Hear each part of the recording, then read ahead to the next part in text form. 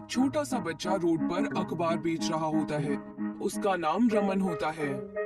आज की ताजा खबर, आज की ताजा खबर। वो जहाँ पर अखबार बेच रहा होता है वहाँ बहुत भीड़ होती है, पर रमन पर कोई भी गौर नहीं कर रहा होता। तभी विक्रम नाम का एक आदमी आता है और रमन से कहता है, अरे बेटा, अखबार दे दो। आज की ताजा खबर क्या है? इंडिया ने T20 वर्ल्ड कप जीता है। हमारे देश का नाम मशहूर हो गया है। अरे ये तो बहुत अच्छी बात है।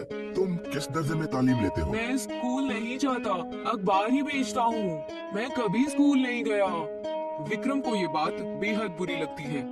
अरे मगर तुम्हारी उम्र तो तालीम लेने की है। कैसे माँ बाप है तुम्हारे जो तुम्हारे इतनी छोटी उम्र में तुमसे काम करवाते हैं? नहीं, उनकी कोई गलती नहीं है। वो तो इस दुनिया में है भी नहीं। अब्बा की तो मेरे जन्म से पहले ही मौत हो गई थी और मेरी अम्मी भी घर घर बर्तन धोने का काम करती है, जिससे घर चलाने में बहुत मुश्किल होती है। तुम्हारी अम्मा को पता है कि तुम इस तरह रोड पर अखबार बेचते हो? नहीं, उन्हें नहीं पता है। वो नहीं चाहती कि मैं काम करूं, पर मैं उनका इमायत बनना चाहता हूं। वो बोल ही रहा होता है कि पुलिस आ जाती है और सभी रोड के बगल की दुकानों को तोड़ना शुरू कर देती है। इसी में रमन की दुकान भी टूट जाती है। अरे चलो चलो चलो, यहाँ से खाली करो, रास्ता साफ करो, चलो। विक्रम को ये सब देखकर बेहद बुरा लगता है।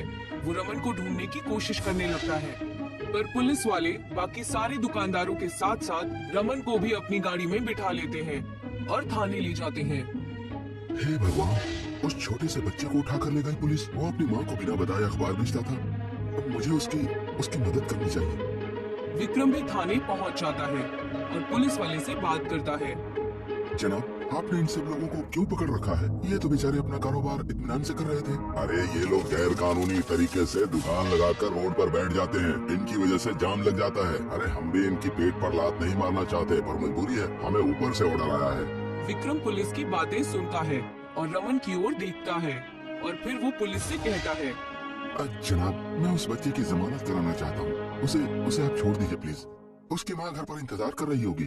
चलो, आपकी बात ठीक है। यहाँ दस्तखत करके उसको ले जाइए, जाइए। विक्रम रमन को अपने साथ लेकर बाहर आ जाता है। तुझे भूख लगी है? अरे लगी ही होगी। चल चल, तुझे मैं खाना खिलाता हूँ। विक्रम रमन को लेकर एक फूड प्लाजा में आता है। वो फूड प्लाजा विक्रम का ही होता है। वहाँ पिज्जा, बर्गर और मोमोज जैसे फास्ट फूड मिलते हैं। बेटा बता, तू क्या खाएगा? अब पिज्जा खाएगा? नहीं, मेरे पास पैसे नहीं है। आपने मेरी जमानत कराई, वही आपका एहसान है। अरे ये फूड प्लाजा मेरा ही है, तुझे पैसे देने की जरूरत नहीं है। तुझे जो भी खाना हो तू अपनी मर्जी से खा ले। मैं तुझे अपना समझकर ही कह रहा हूँ। रमन को विक्रम एक पिज्जा दिलाता है। रमन उस पिज्जा का एक टुकड़ा खाता है और फिर रख देता है। विक्रम ये देखकर रमन से पूछता है, क्या बात है रमन, तुझे यहाँ पर अच्छा नहीं लगा क्या? तूने पहले ये कभी नहीं खाया होगा, है ना? रमन अपना सर हिलाता है, जिससे वो बताना चाह रहा होता है कि वाकई उसे वो लजीज नहीं लगा। मुझे घर जाना है। मेरी अम्मी ने भी मेरे लिए खाना बनाकर रखा होगा। वो इससे कहीं ज्यादा लजीज होता है। मैं वही खाऊंगा। आपकी मदद के लिए शुक्रिया। अरे बेटा, तुझे शुक्रिया कहने की जरूरत नहीं है। और आज से तू रास्ते पर अखबार नहीं बेचेगा। देख, तुझे कल से मेरे फूड प्लाजा पर आना है और मैं तुझे काम दूंगा। ठीक है, मैं कल आता हूँ। विक्रम भी अपने घर चला जाता है। फिर अगली सुबह वो बैठा सोच रहा होता है। वो बच्चा अपनी माँ का सहारा बनना चाहता था। हालात की वजह से वो वक्त से पहले ही बड़ा हो गया। उसका बचपन भी फिक्रमंदी में गुजर रहा है। ना जाने वो कितनी मुश्किलों का सामना कर रहा है। आज वो आएगा तो मैं उससे कहूँगा कि मैं उसे पढ़ाऊंगा। वो अब काम न करे, उसे सिर्फ अच्छे से तालीम लेनी होगी। सुबह सुबह रमन विक्रम के फूड प्लाजा पर पहुंच जाता है। वो काम करने के लिए तैयार होता है। विक्रम उसे जैसे ही बोलता है कि वो उसकी तालीम कराना चाहता है, तो वो कहता है, नहीं, मैं अपनी तालीम अपने दम पर करना चाहता हूँ। अगर आप मुझसे कुछ काम करवाओगे, मैं तभी आपकी मदद लूंगा। मैं भी आपकी मदद करना चाहता हूँ। अरे तू तो बहुत गैरतमंद है और ये बात बहुत अच्छी है। तो ठीक है, तू शाम को बावर्ची खाने में काम कर लेना और बचा हुआ खाना घर ले जाना, ठीक है?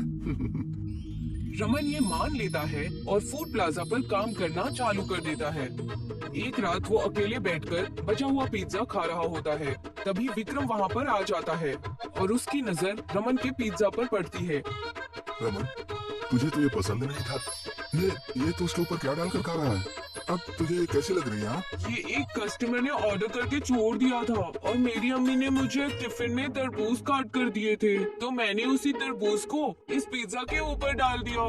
अब मुझे ये खाने में बेहद लजीज लग रहा है। अब ये लाजवाब हो गया है।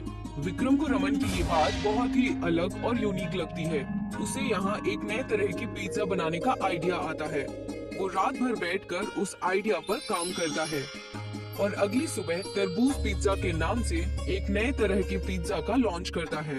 पिज्जा बेहद लाजवाब होता है और बहुत ही जल्द विक्रम की दुकान तरबूज पिज्जा के लिए मशहूर हो जाती है।